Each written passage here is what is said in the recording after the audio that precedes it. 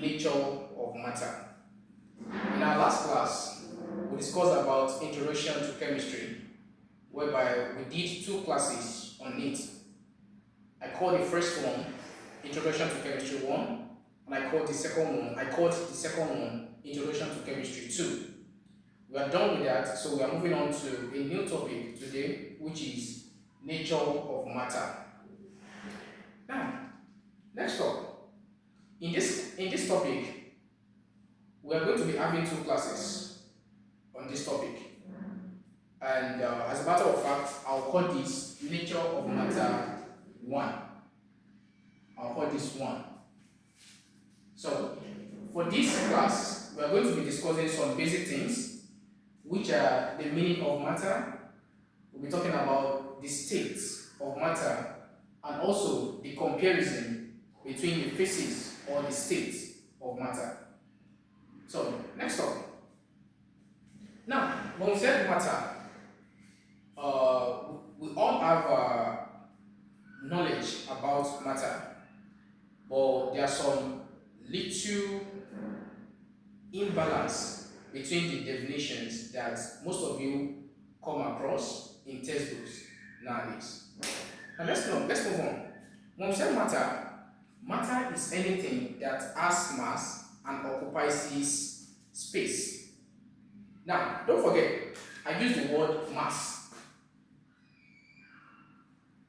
I said it's anything that has mass and occupies this space. Now, you would have been coming across a definition in textbooks that says matter is anything that has weight and occupies this space. I use the word what? Weight. Now, if you define matter as anything that has weight and occupies this space, is not cogent. But if you define matter as anything that has mass and occupies this space, is cogent. Let me recap. I said if you define matter as anything that has weight and occupies this space, is not cogent. But if you define matter as anything that has mass and occupies this space, it is cogent. Why did I say that? I'll give you a reason. Now, we all know that mass is a scalar quantity. Mass is a scalar quantity, while weight is a vector quantity. Mass is a scalar quantity, while weight is a vector quantity. What do you mean by scalar quantity? A scalar quantity is a quantity that possesses magnitude or that has magnitude but without direction. While a scalar quantity is a quantity that has both magnitude and direction. That's not the only reason. Now, we know that weight is derived from mass. Do you know that? Weight is derived from mass. And what is the meaning of mass? Mass is the amount of matter present in an object. The amount of matter an object contains. While weight is the force of gravity of an object mass. Let me recap. I said weight is the force of gravity of an object mass. So with this reason, we can't define, or it won't be cogent. I can't say you can't define, but it is not cogent saying that mass is anything that has weight and occupies space. So it is accurate if we say matter is anything that has mass and occupies space. Next up, we move on to another one, which is another subheading, which is states of matter. The state of matter, or you call it phases in which matter exists. Now, we have solid, we have liquid, and we have gas. So these are the three phases in which matter exists. Three phases in which matter exists, or you call it states of matter. Now, we are going to be making comparison. Like we are going to be making comparison on these three phases. So next up, one says solid.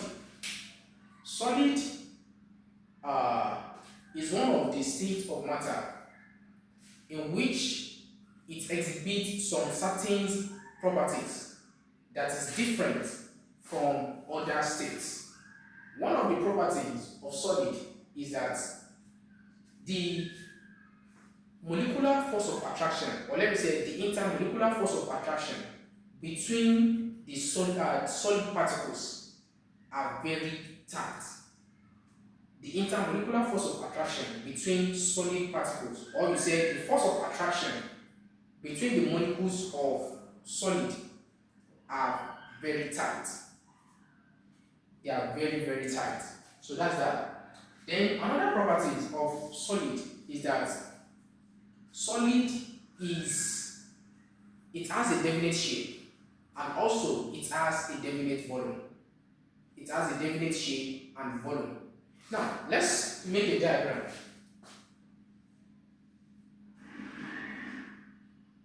So this is what we are seeing. Let's say we have particles of solid.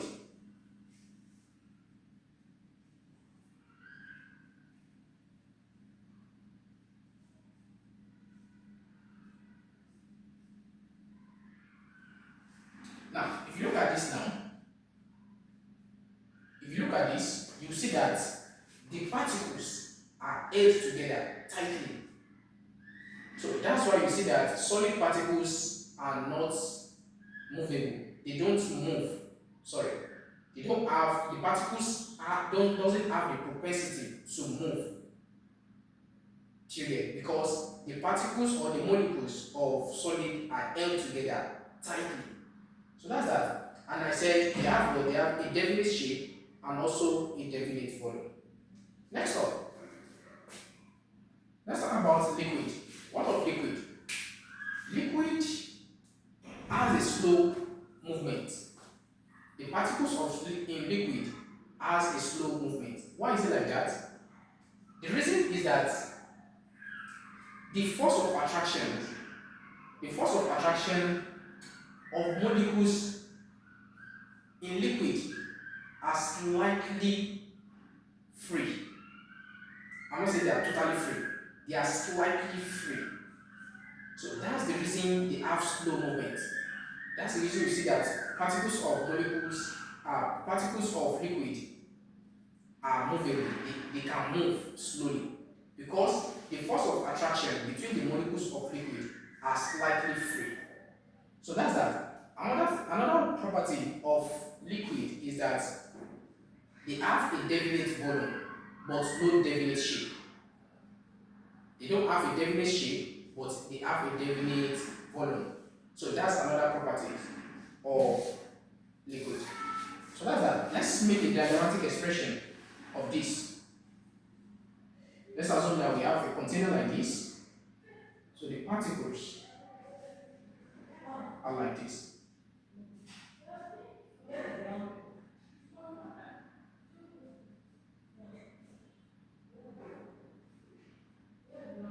Check it out.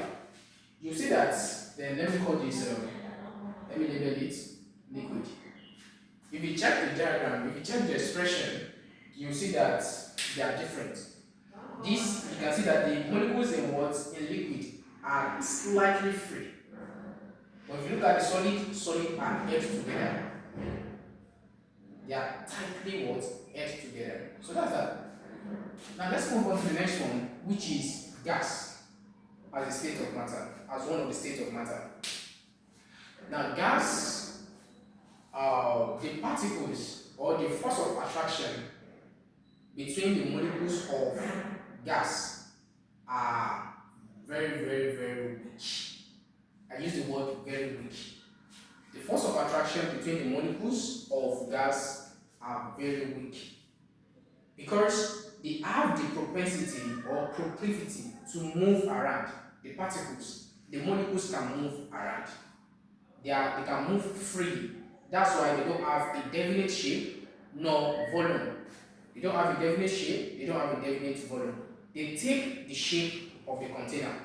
If you put small amount of gas in a large or in a big vacuum, you'll see that they will take the shape of that vacuum.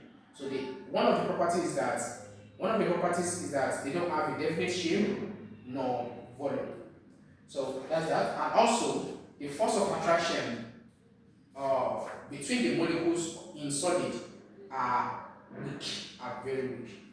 So that's that. So let's draw a dramatical expression of these gas molecules.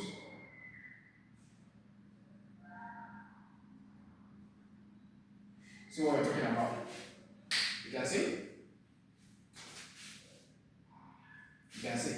So this is the diagrammatic expression of gas. So they take the shape of the container. You can see the molecules are free, extraordinarily, they are free compared to what? Compared to liquid. Liquid are slightly free, but when it comes to gas, they are free. So they are free when it comes to gas. So that's that. And don't forget, they don't have a definite shape nor volume. They take the shape of the container. So these are the things we are going to be discussing on this topic, which I call nature of matter 1. In our next class, we'll be talking about the second phase of this class, whereby we'll be discussing on the physical change, chemical change, and we'll look at the comparison or differences between physical change and chemical change. Thank you for watching this video. For those of you that you've not watched the previous video, please, I will urge you to go and watch, because it will enable you to catch up to what we'll be discussing about. Thank you. Stay tuned for more videos. We'll keep on liking, keep on sharing, keep on commenting, and subscribe. Thank you. Bye.